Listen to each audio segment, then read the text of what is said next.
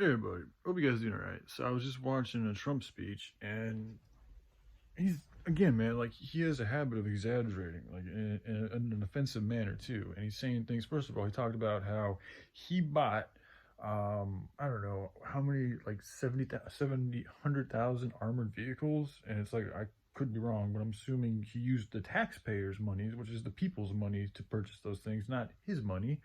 It's just one thing I noticed, but one thing that he didn't talk about, because he's talking about the Afghanistan war and how we messed it all up and da da da da da.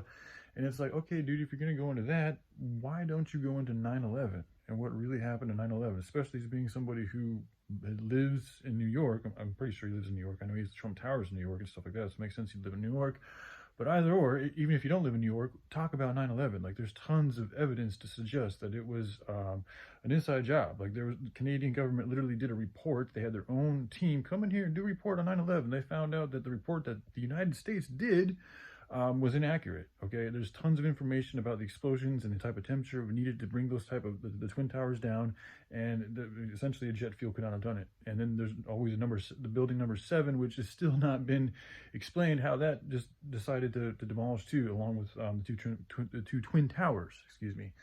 So, and then he's like talking about how the people in Afghanistan are incompetent, and it's like, dude, no, they're really not. Like, these are people that have been coerced by other evil agencies. Like, they're simple people. I mean, calling a whole country incompetent is just mean. It's inaccurate, and it's just like it's demeaning. Like, it's not cool. And you didn't buy those tanks or those armored vehicles. The people bought those vehicles, bro.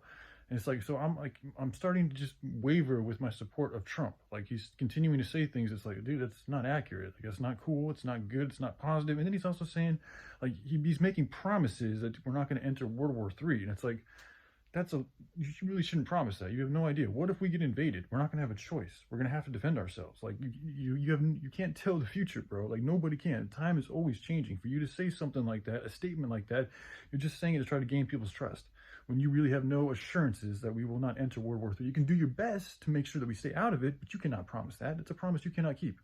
Stop saying that, dude. All right, I love you guys. Y'all take care. Bye.